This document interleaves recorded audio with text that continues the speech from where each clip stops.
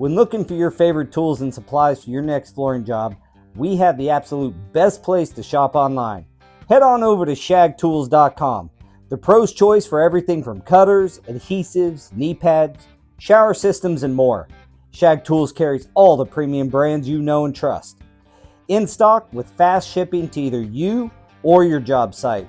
And right now, our new customers are going to receive 10% off their initial purchase using the code HUDDLE10. That's right, HUDDLE10 at shagtools.com. Welcome back to the Huddle, your weekly playbook helping you guys gain forward progress in your career. Simply put, we're here to help you win. For our new viewers, welcome to the team. For my guys on the other side of this screen, welcome as always. Thank you for being here every single week and being the paper clips, the glue, screws, stamps, everything of the Huddle. You guys are awesome. Love this time of the week where we get together and get to talk about a few things. Today's topic: collaboration, working with other trades for success. I added that last part myself, but I think that's a key. And this can be in, we'll kind of maybe run through how to work with homeowners if you're doing work direct with homeowners. But if you're dealing with builders in the residential world or general contractors on the commercial world, this is a good topic for you. Today's sponsors. We would love to thank Divergent Adhesives. If you need great adhesives, I mean, who else to go to other than Sonny? The guy knows the ins and outs of flooring like nobody I've ever met, and has created a great adhesive line for our industry. So go check out Divergent Adhesives and buy some of his adhesives. And then you need training, and you got to be trained properly to do this business. And where better to go, specifically in the residential world or the resilient world, than NAFCT. Speaking of great trainings in the NAFCT, Daniel Gonzalez went and had a training in Ohio and joined us from there a while back. Was that last podcast? That was last week. Before? Yeah, last week. Yeah, last week. So sorry, So my week. fast. It was Yeah, when I you know. were out of town and no one could hear you and everyone was getting angry. Yeah, I got hate. I got hate because no one could hear me. Rightfully so. Apologize for that last week, guys. But I do want to say that I did my best. I wanted to be here, and I probably should have just bowed out early. That being said, how did that training go, Daniel? How did everything go, and how were the students and everybody? It went great. I mean, the students were very receptive of actually learning. We actually had a couple guys from our own hometown here, so that was kind of one of those things where you think, and I brought it up to them. I was like, I don't know how you view that, right? Because we're in the same hometown, so sometimes people look at you a certain way. And I said, I'm probably nothing like the way that some of these people try to make me out to be. And they were like, yeah, we can actually see that. And I said, I'm just here to teach, man. Like, it's just going to level the playing field when you guys go back and say, yeah, there's not enough money into what you guys have going on right now. Yeah. Well, I've been in this training, advocacy role for quite a while, going on a decade, probably really heavy with what everybody knows as previously as Go Carrera, now Trade Tap, and really pushing for training and building a platform that recognizes that. One thing I've come to, I think, realize is there's a lot of companies that actually want to keep the working force dumb. Yes. I think they want to keep them dumb because they don't want them to charge and tell them, hey, man, you're too low. That's not going to fly. And the more people that we get on the having a VTI and running that way, the more all the companies can work towards paying what a what a particular flooring product requires. I've said it a long time. It's really hard for a single company to just change the market on its own because we won't get any work if we, or very little work if we, if a flooring company by themselves, you know, does, try. Let's just use an example on tile. If my competitors are paying out $4, well, they're not even paying that. Let's say 350 a foot, and I'm paying out. I want to pay the guys $5 a square foot to install tile. Well, that's going to be real impossible when it comes to um, like getting work if the I'm turning down my phone. It keeps going off on me over here. Um, But it's going to be real impossible if all my competitors pay less. So it's up to you guys. The people watching this primarily is pretty heavy in the installation industry. It's up to you guys. Like, go get your VTI. We're going to be live right after the first of the year. You can go get a hammer rating right now, but go get your VTI and then band together around the huddle and around the VTI to command higher prices. That's the vision. It is a collective too. You're right. You just when their power is in numbers. If everybody goes out and understands that they offer, or they understand the value that they offer, not as competitors. Like, we're not competitors. We're all in it to win it. And you got to look at it as a team effort. It's hard to Well, do that when you feel like if you're against everyone, but if you band together, you can get those rates to where you need to be do for you want to cost of living. compete? You want to compete at $3 a foot or at $5 a foot? I don't Right. care if you're going to compete regardless. Where do you want to compete at though? I mean, like compete like at a rate that makes the job worth doing and you know profitable for you and a good lifestyle. And there's too many guys out there. The plague for all of the guys who are well trained are the guys who are not well trained going out saying they can do the work and acting as though they can do it, and then frankly not have the talent or training to be able to actually do it the proper way. And if you continue to compete like that, that's like a full on Ford dealership, you know, um, mechanic shop versus your shade tree mechanic that's got Right. a cherry picker hanging off of a tree in his backyard. I mean, that's of course that guy's going to be cheaper. But the factory trained guy that knows how to work on your brand new Ford is probably a better option. We know this in in with automobiles. I mean, like you kind of know that. You don't take your brand new truck anywhere but the dealership. I doubt you take it to a shade tree mechanic. Well, it's the same thing. Like quit hiring shade tree installers is the goal, hire high quality installers. Well, that means you have to know. So It's just a gamble, right? Like, from the installation standpoint, as long as I can find me some installers that don't want to learn too much and their installations last a year, I'll be good. yeah, I don't think most quality companies look at it like that, honestly. It's No, just, I'm just, yeah, it's I'm giving the an example. reason, the whole reason it happens, in my opinion, I think most people is everybody feels the same way as I previously stated, which means is I can't pay higher rates because the company down the road doesn't pay higher rates. So if I pay higher rates, I'm probably not going to win the job. But it has to be this collective that raises the waters for everybody. Anyway, we got off on a tangent there, It's Of always course. tangents everywhere.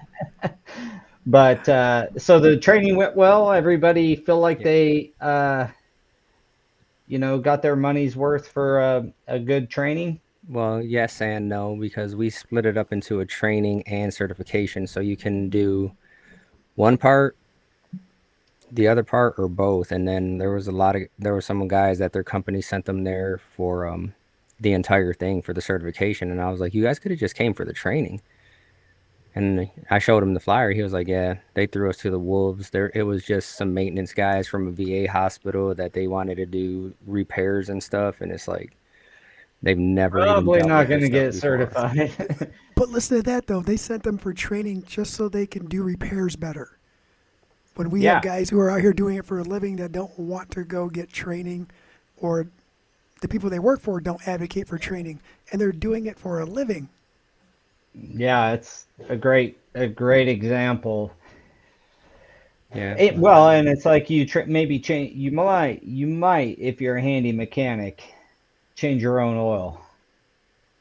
You know, but you'd have to be really handy to go doing the whole tune up and dialing your computer in and everything on these newer vehicles anyway. We're not Yeah, talking 1970s Camaro or something like I used to have. I could work on easy every bit peasy. of that car.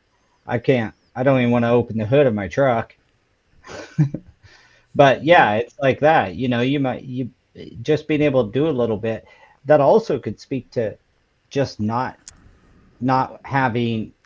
They're wanting to take care of this some of the small stuff. Um, but there are some companies who would love to, like, a maintenance guy to handle it because they can't get somebody to come out and take care of those smaller things, or you know, um, It's, I mean, with them, they said that right now they're in the process of hiring all of their installations out, but they're just going to focus on the repair aspect of things because right now they would still like do one-off rooms and stuff like that. And he said they're going to hire that all out, and then their main focus is going to be, high impact wall protection repairs, ceilings, drywall, and then flooring.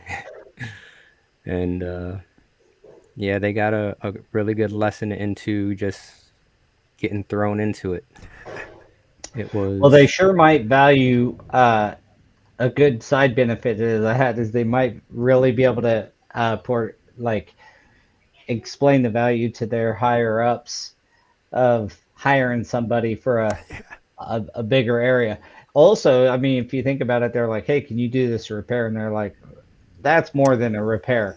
So going to a training like that with you, Daniel, probably like open their eyes to understand what they're capable of and what they're not, and be better suited to communicate that with their employer. Like, hey, that probably needs hired out. yeah. Or I actually told him, I said, like, all you got to do is tell them to get a hold of the NAFCT, and we'll do a specialized like training for you guys. We'll come in, bring all your guys in. We'll do an actual training where you don't necessarily need to do the certification, but at least you'll know how to do something.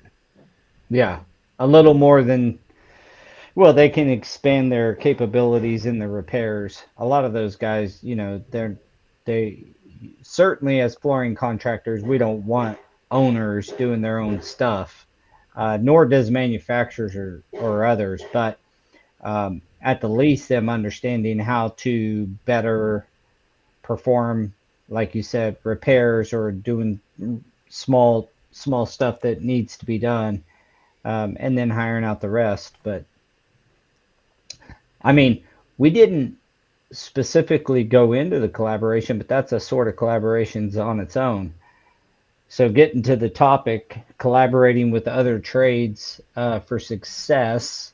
I know we've talked about this a bunch on this podcast because every week we tend to go towards, well, we almost always talk about training and what we can do there. And then one of the other common rabbit holes is how to work with other people and getting our jobs done and being profitable on doing that work. And a lot of times, I don't know if it was last week or which podcast it was, but we started talking about, knowing the plumbers and knowing the people early on in the project, whether you're doing a big development of spec homes and you're working with a residential builder, you still want to know where the progression is and be able to call or talk to the window guy or the HVAC guy, hey man, you're gonna have this done by this date. I'm getting ready to move in there and start my LVP.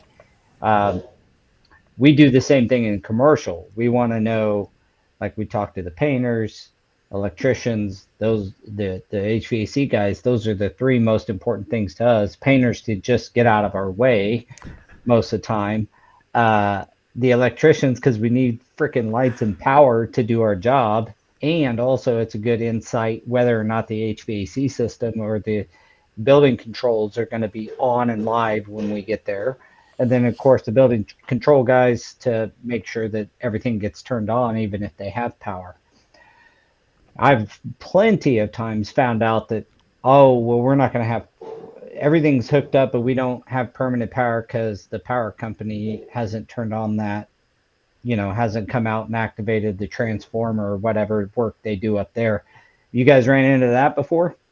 Um, We don't have permanent power, so we can't turn on the units. yeah, that's. I mean, brother, we're in Michigan, right? Like, Yeah. they're trying to get everything done before the snow hits, and sometimes it's fall, and they're like, "Yeah, we're just gonna run this propane temporary heater in here, and the windows just got plastic on it.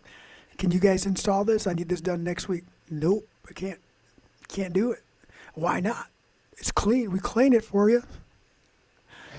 Well, yeah, and the propane heaters are even a bigger problem, especially with Yeah, tile. throwing moisture in the Uh, air.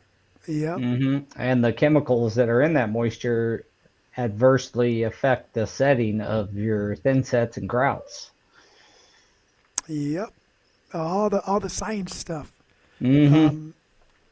Fortunately, on commercial projects, even some smaller ones, a lot of large ones, you have a schedule to look at. So you can look at the schedule to kind of see who you might be overlapping, right? And have those conversations early on. Hey, this shows that you're going to be in here at the same time I am, but man, I think we're going to be each other's way. Is this accurate? What can we do to work with you on it? And people are pretty cool as long as you're proactive, but the last minute changes that happen are when somebody has to adjust their schedule after getting set up is when you start getting the attitudes and, well, I need this area too. And Yeah. We all need this area all at the same yeah, time. Well, and we've said it 100 times on here that we're kind of the most disruptive part of the finishes because we take up the entire room. We're not just occupying 2 square foot with the ladder to put in a light or occupying, around the room to paint or ceiling tiles not done where the whole room has to be shut off. When we come into a space, the whole space has to be shut off. And so it's pretty disruptive. But hey, if there's any GCs watching, put us last. Like that's where we belong. that's where we want to And be anyway. that's That's where where we want to be. we'd rather be there. Yeah. I don't want people dragging stuff across the floor that I just did. Do you know how heartbreaking it is to do pattern on something and then come in and you have arcs and inlays and you come in a day or two later and you see that someone got a rock stuck under a pallet jack wheel, and they said, "Oh," you can see how many times they tried to get it out of there. It's like all you had to do was stop. Like it Hmm. stopped for you. All you had to do Or was, just not be there. or just not be there. Yeah. There's I remember when we used to do a lot of schools in VCT and the ladders, you know, they don't The pu- realize it, but they pressure. put the ladders on the edge, and that pressure would scoot that VCT and cause gaps along the deal. Because your sheetrock's off the floor that far, it's not like you're cut tight to it. And even if the sheetrock is all the way to the floor, you still need a little gap there. Well, they slide that VCT, and I can't. Back in the day, we don't do as near as much as VCT as we used to. Most of it's No, been replaced with LVP or LVT. Um, but man, that used to bug me to death. Like, give it some time. We just finished laying. You're already throwing ladders on it and climbing up them. Well, that puts pressure and it spreads it out. you didn't glue it right. You Lots didn't of glue it funny right, man. stuff. It's coming apart. You didn't glue it right. I've heard everything from you guys installed it with gaps. Oh, this random gap along the cut, It's for expansion. It's for right expansion, brother. right along the wall. Yeah, but that we did that. So what other will you guys take up some space with tricks of the trade with collaboration. I just want to say that collaborating with others is key. I don't care if you got a GC or not. It's one of those things that if you're not doing it, it's going to be you're at the disposal of what is dictated as opposed to you being part of that collaboration. So Right. And then the great thing is when you walk in on job sites and they look like this. yeah. I'm sure everyone has been here. Hey, that's a recent one. Well, since we're sharing war stories on that, Well, this is for the other trades to see, right? Like, that's ready. this is I don't know if I- this can be seen, I'll take this off of here.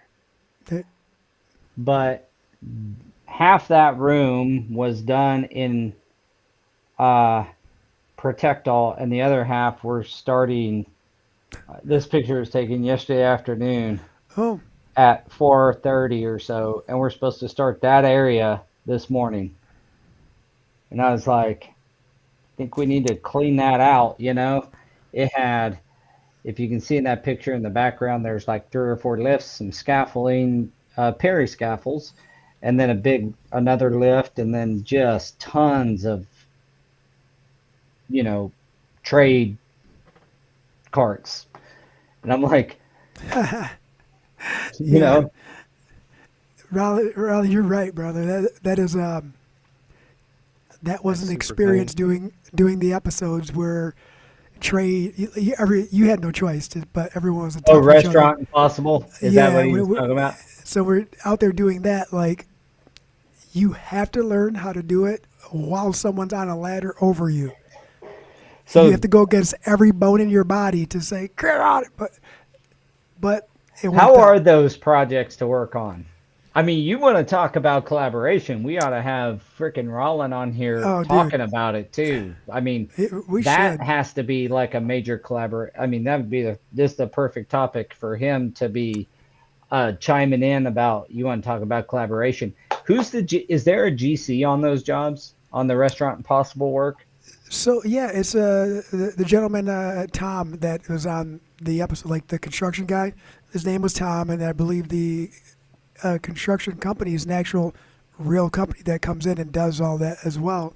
D4, I want to say. I don't know if they changed their name or not, but yeah, that's all legit. Like, that's what they do. It's really legit, and they came in and they made a game plan, and a lot of it is on the fly. There might be a little bit of like pre ideas, but some of it is site conditions. Let's find out what's here. Right. Nate's on Instagram. He said that they're fun though because he's done 4 of them. Yeah, I mean, it's a challenge. D9, there you go, D9, and it's a challenge. Like the first one, when Ronald was like, "Hold on, what?"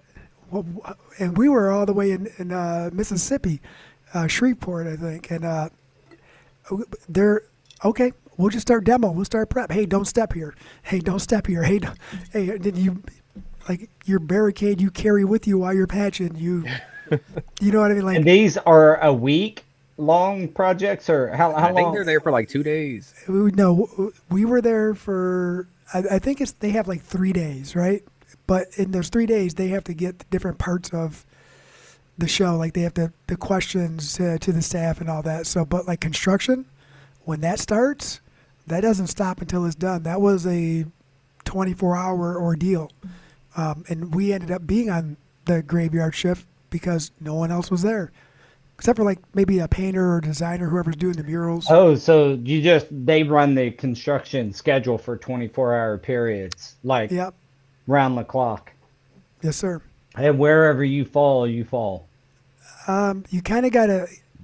We had to get in where we fit in. Like as soon as they got some stuff out, we went and did the demo, clean up, pulled out slap some patch down, and then they did some more stuff, some lighting or some ceiling work and some painting, some wood on the walls. And then as soon as they get past a certain area, we jump back in and it's like, Well, we're going to start installing there. they But said that flooring is also usually done in the middle of the night. yeah, that's where we got pushed to. But we came in spurts on the first So one. this is an hour by hour schedule, not a day by day. Yeah, 100%. Everybody knows the end goal, and it's a matter. Communication is huge. The second one that we did, or third, I forget which one it was, but where Rollin got vetoed from the job site. He said, "Hey, guess what, Tom? Hey, Jose's in charge. I can't be in here because of COVID, and he's got it." And I'm like, "I got you, bro." But it went. We got it done. Got it done. We were tired. And Got it done. what products were you guys using? The first one was LVT. Yeah. They're all LVT. Oh no, two LVT. One was sheet vinyl, pattern sheet vinyl. The second one was the really bad one where we removed really sticky carpet over wood substrate, and we ended up having to put underlayment in the whole restaurant. Yeah, that ended up turning into a very long. Yeah, because you long. never know what you're getting into. No, I went in there and it was like, we had to tear some up, and Rollins like, we need underlayment, and I got out there early, and I was like, boom, hey,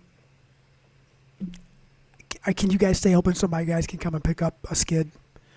Can you guys, like, we need to make this happen. This is what it's for. I'm sorry, and they were able to get it, and they got out there, and that was a true night shift. Well, He said that he could come in after the film crew left because George had it. George, I don't know that I understand what he's saying there. Can you oh, so clarify? him and George rode together. So you have to. We had to test for COVID when we got to site and checked in. So Oh, they do this. They did the swab, and George tested positive, but Rollin did not. But since they rode together, he could be carrying. So they said, "Sorry, too many people, too many problems." So he just sat back and drank his coffee and kind of instructed from the way over there, like, "How's it going? Good. Okay." that's funny. Well, it does speak of night work as part of collaboration. A lot of times, that's just easier for us on commercial work is sometimes getting started 2, 3 o'clock in the afternoon or 4 o'clock when that everyone else is leaving. Have the GC like, hey, we're gonna come in tonight and start installing. So you got to make sure everybody's stuff's out of the way. Most times they do that, but we've had a few times we show up and we're like, well, we're not movers too. That's the other thing about being in flooring is like so often it's like we're the cleanup crew, but they want us to pick up. We've had jobs where, and again, this is more like con- commercial construction managers, architects, everybody's like in the mix when they're using software like Procore to throw job site pictures up all the time. And so there's plenty of times and I got a job coming to mind right now where one of my guys are fighting this where we go in and it's not ready. We shoot them pictures and then they will just clear out the room because we have no place else to go, or that's the next place we have to go. And then we have a pile of trash that we didn't take out the end of the day, or but it's consolidated into one section, which obviously we always want our guys to take it out, but it was a long shift. They didn't take it out, and we get a picture of this. Hey, daily cleanup required. And we were like, what about this picture? And 50 times worse that we walked into that we had to clean up just to do our job. So, there's that part of it is incredibly frustrating, can really tick you off if you're one of the installers in those scenarios. Yeah, because what do you do? And that's one of those instances where Daniel and I came to the realization that we either say, "Hey, sorry, you're not ready," and leave, or we say, "All right, I'll help let's you move just this stuff. we'll help everybody move it because I'd rather help you move for a half hour with five guys than to have all my guys lose work for a day and go home."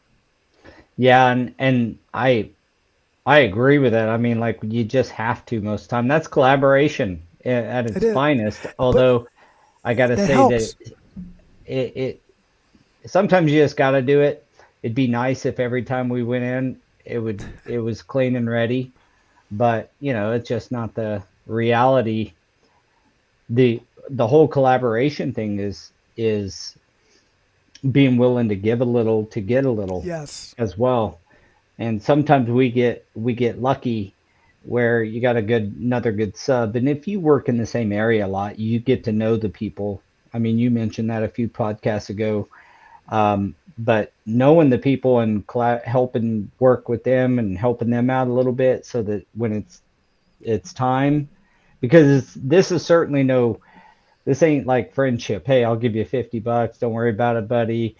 And you forget about it. This is like I'm doing something for you. I'm gonna expect something back later on yep, job sites. You gotta. Well, Uh, we just it was to the point on one job site where it was just unloading material, right? And we had like oh, a whole bunch of VCT, and it's like they're unloading every single something from us every single day, and they're like, "You owe our guys beer, you owe them donuts." It's like you're getting paid somehow.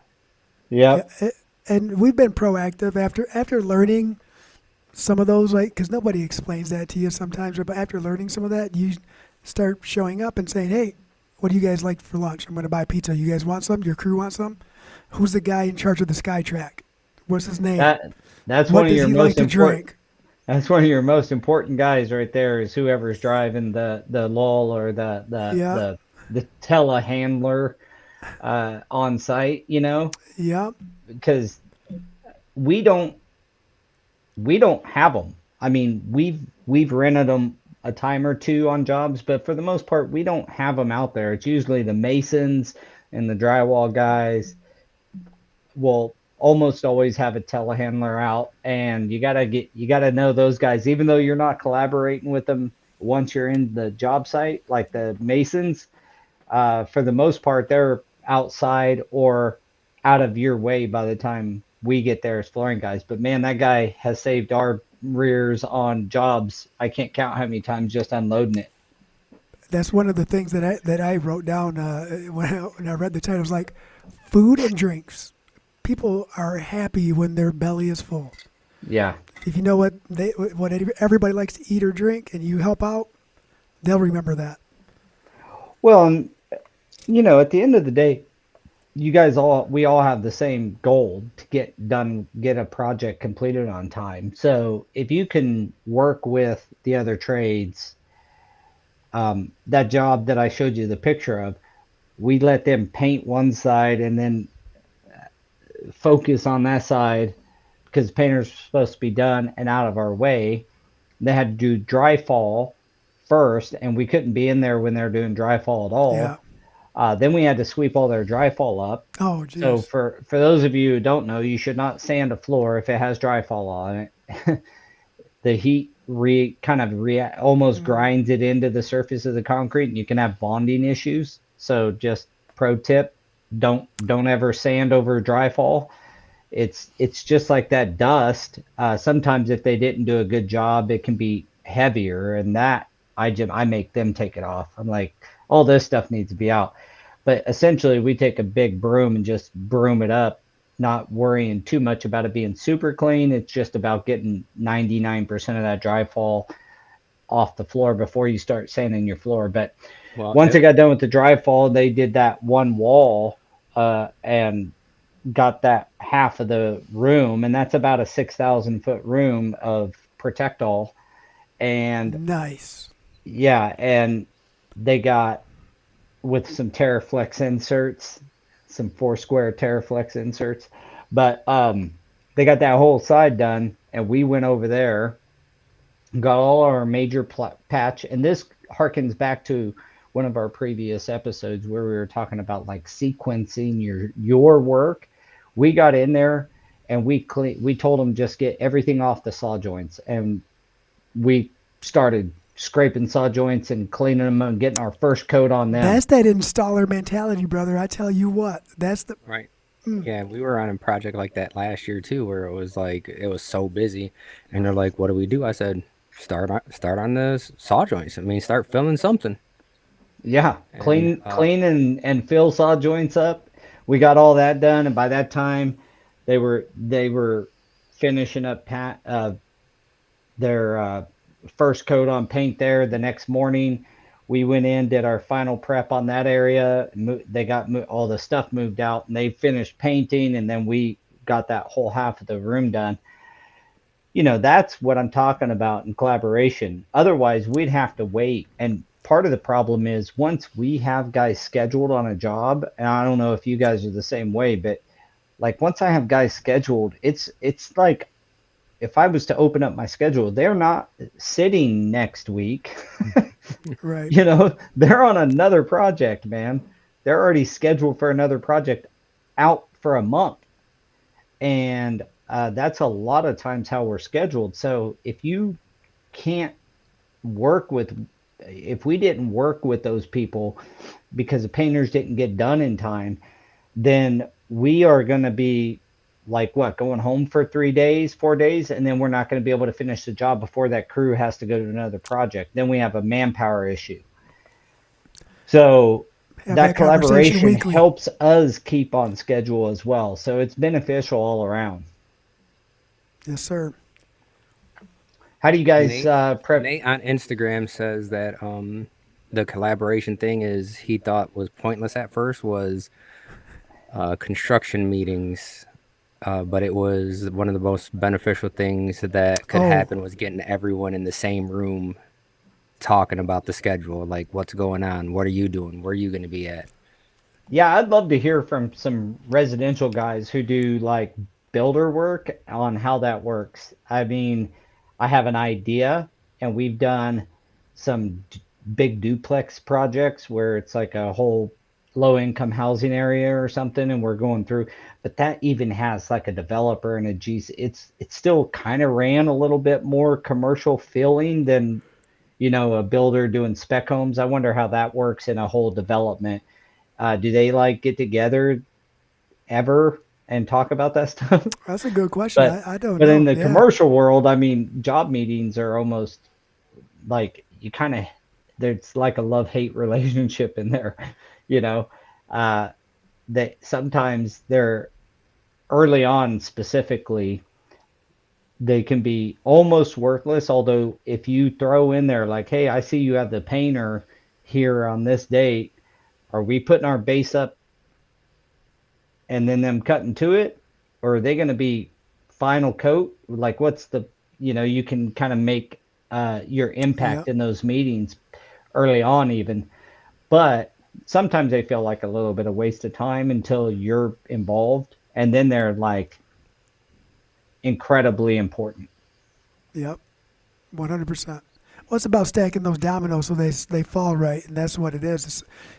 You have to wait until it's your turn. Sometimes it's not your turn for a little bit, but when it is your turn, you have all the information you need to go ahead and drop down your hammer, drop down your piece, and say, hey, this is what's going to be more beneficial. And sometimes it's a learning process for everyone else too. Sometimes they just don't know that you can't hang base on freshly painted walls because it's too Mm-hmm. soft. It falls, reactivates the paint and falls up. They just don't know. Yep. I didn't know that until we had to bring stuff up. So yeah, this. Well, I had this same a similar deal. We're doing a job, and it's all carpet on the stairs, but the stringers are steel that are painted. And they were like, "Well, we're painting these today. We want you here in the morning." I was like, Oil mm-mm. based paint. Yeah. I was like, dude, I'm not coming for 3 days.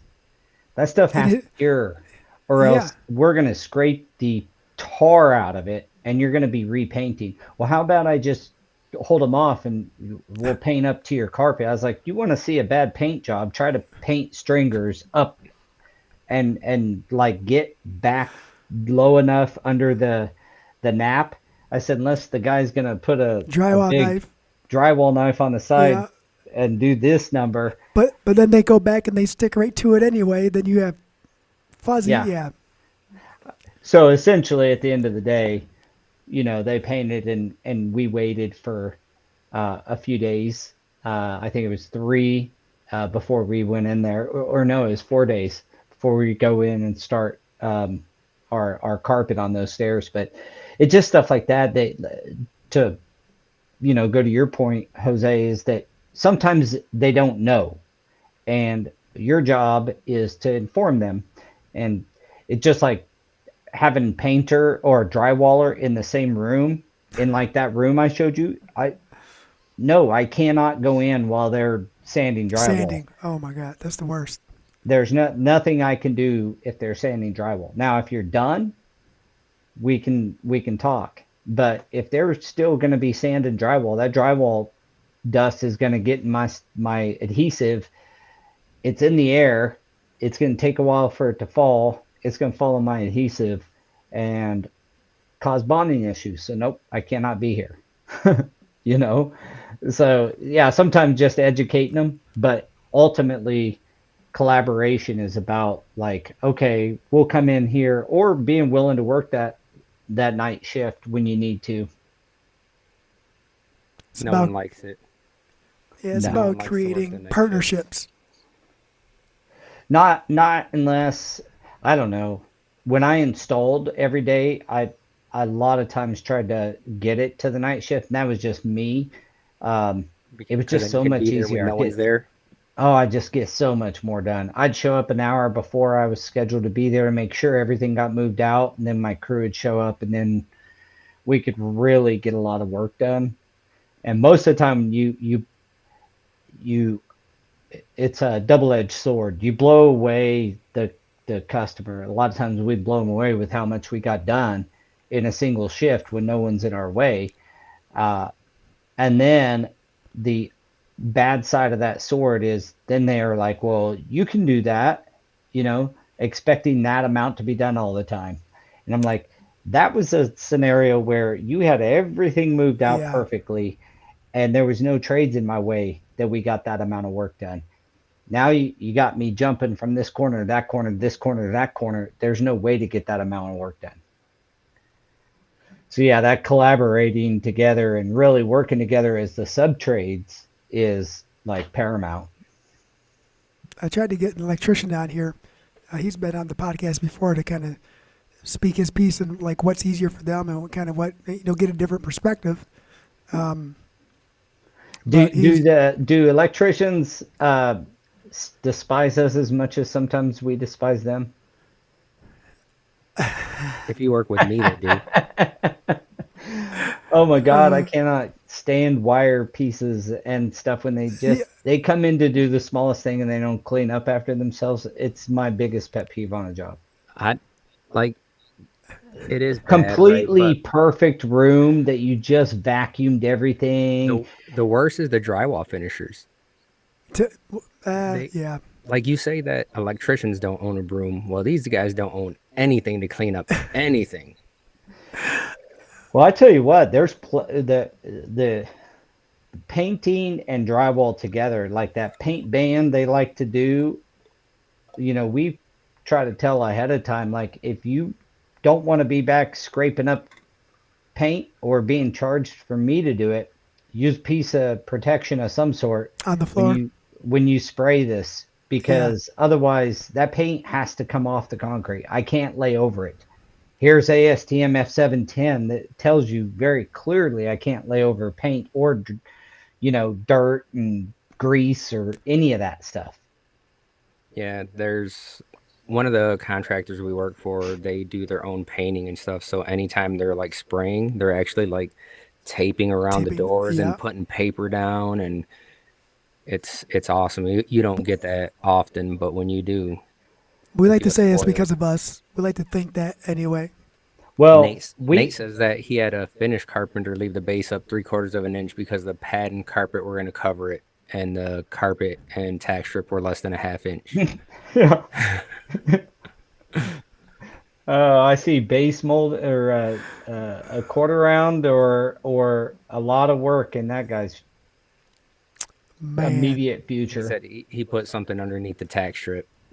he Oh, probably he put brought it up. he put it on one side of the room, the other side of the room, the middle of the room was down this far. He was like, "We're good." Yeah, so a lot of this, you know, obviously runs into some of the problems you have with different trades, and I agree. Like drywall mud fall everywhere, and they say, well, you're sanding the floor anyway. Yeah, I'm sanding the floor to get dirt off of it, dude. I'm not sanding your clumps of drywall mud. You need to take a go around with the scraper and scrape all that stuff up.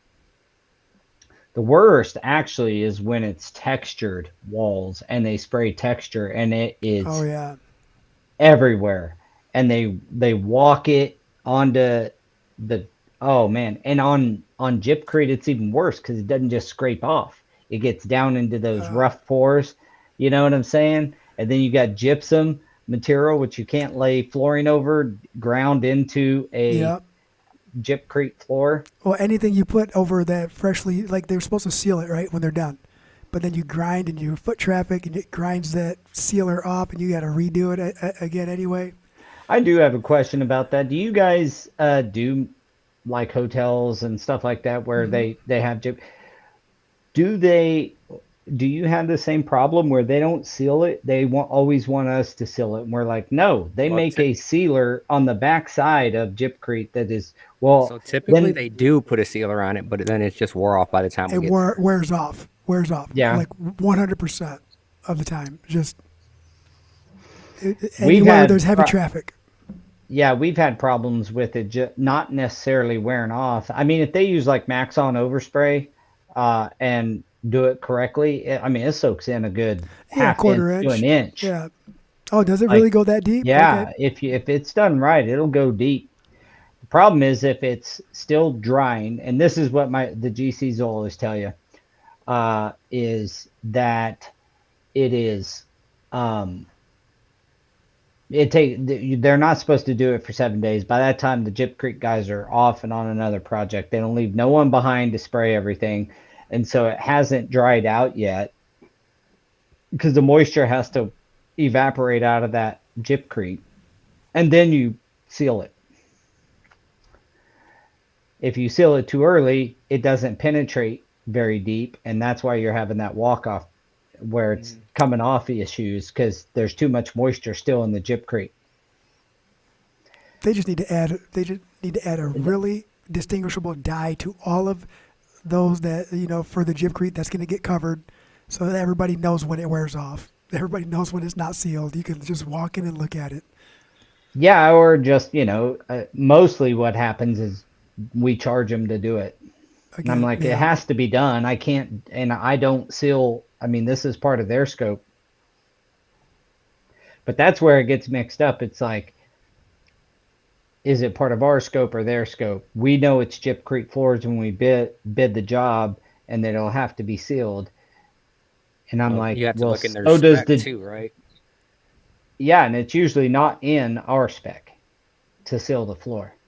It's usually just a spec saying how to install it, but it doesn't typically say, seal Gyp Creek floors or seal, But the finished Well, product that we install my says point to. is, my point, well, it says that they have to be properly sealed.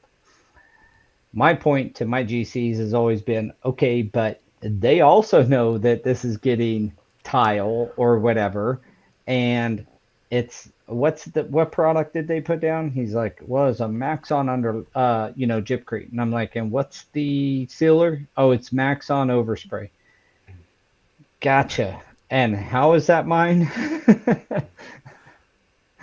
So it's kind of funny, but at the same time, you know, and we do it pretty cheap to be honest with you. It's not like we try to make a bunch of we just want to keep our job going. Again, that Yeah, collaborating between and just keep the project moving forward. But Yeah, many square feet add up though. yeah. Jesus Jesus says says, right here on here too. About the sheetrock guys always have to charge extra for cleanup and scraping all the mess. on one of the projects that I was just on, like we had our tools in the room and they're just doing repairs. And I go the next day and I think maybe I was gone for a day or something. I go back and there is drywall mud all over all of our tools. Yeah, flick 'em. Dang, Some flingers. So that's I'm not gonna wrong. lie. I grabbed a bunch of our mud from our cleaning bucket from our patch and I dumped it all over their stuff and a bunch of dried like from buffing and stuff. And when We're gonna have they to start a show featuring Daniel called Trade Wars. Retaliation. Yeah, Trade Wars, like Storage Wars. bro. and they Because they that were is like some. they were like, "Hey, the guys were really angry today because they came into this and then sent pictures." And I was like, "Yeah, now they know how it feels. Maybe they should take care of other people's stuff too." Yeah.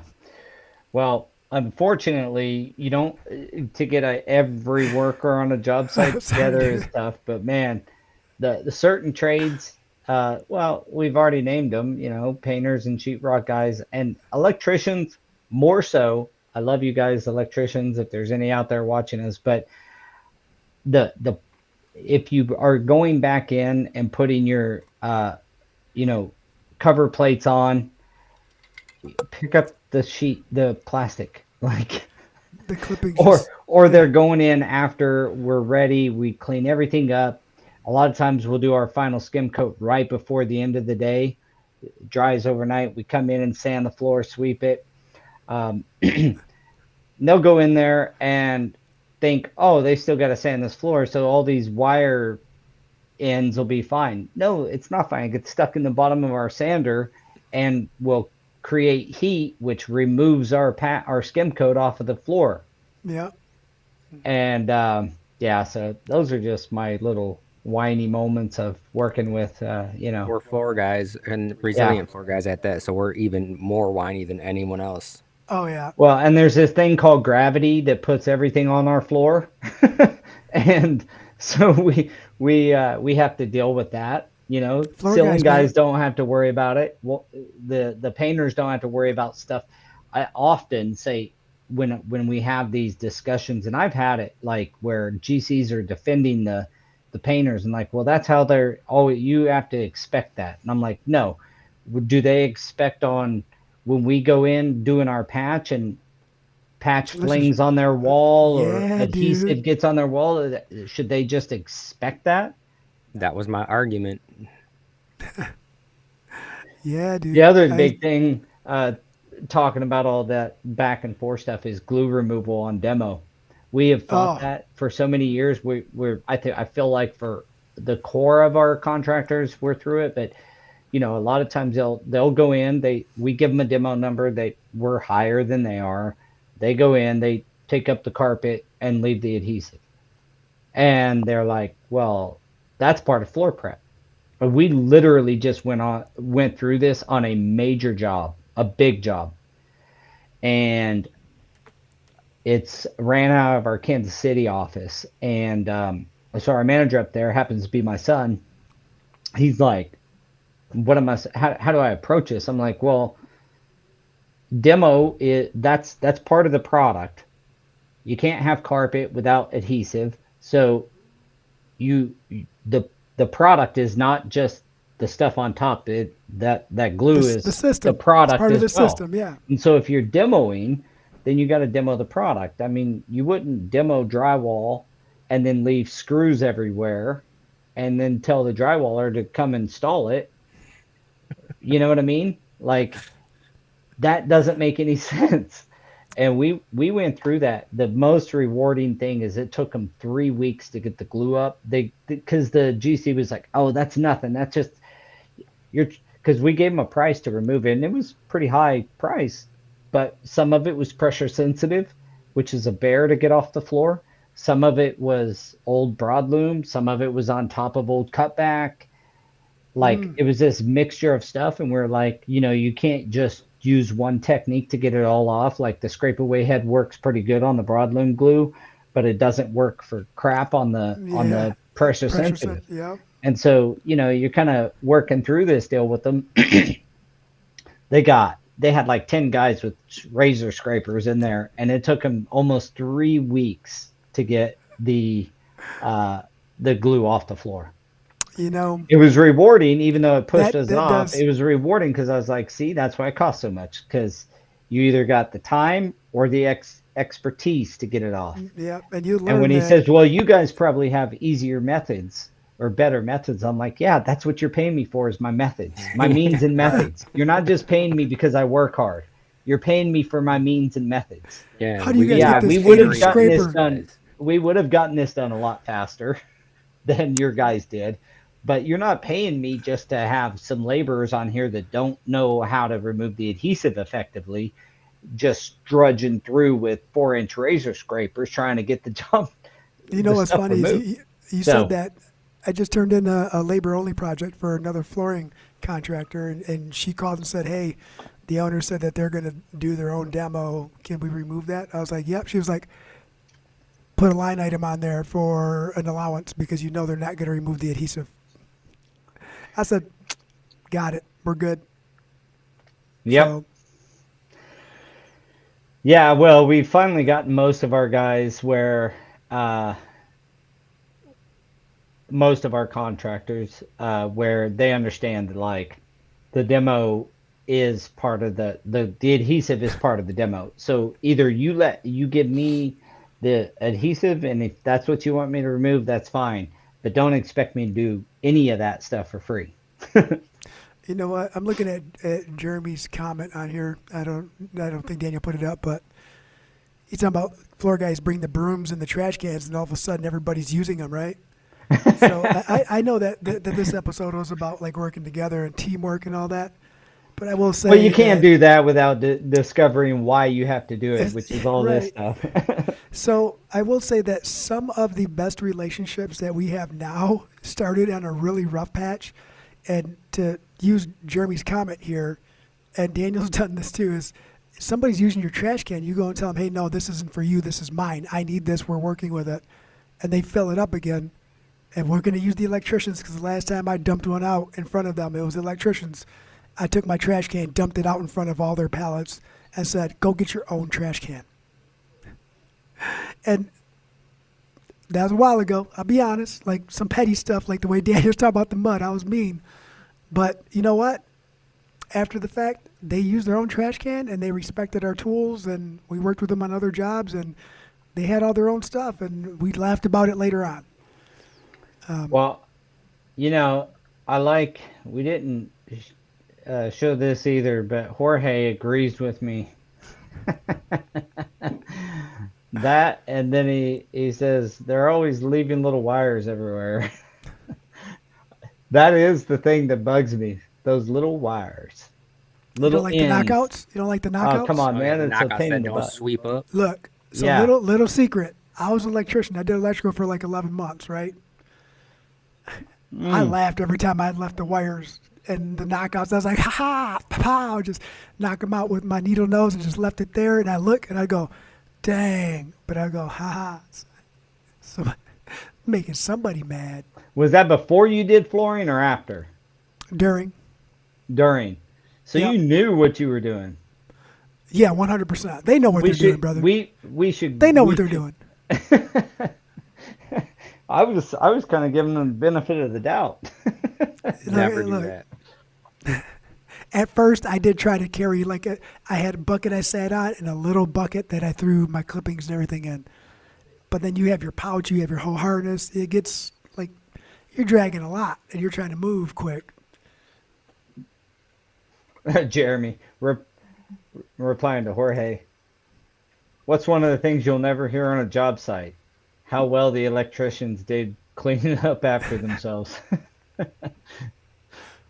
That's funny. Jeremy was in that Wow. class last week too. Oh, was he? Yeah, he was a classic Jeremy overthinking stuff, trying to redo things 45 times. Classic Jeremy.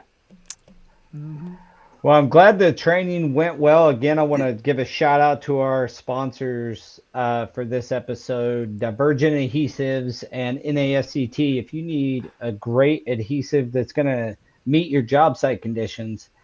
Uh, Obviously, they still need to be within reason, but those demanding job sites, go check out the Virgin Adhesives and give them some love.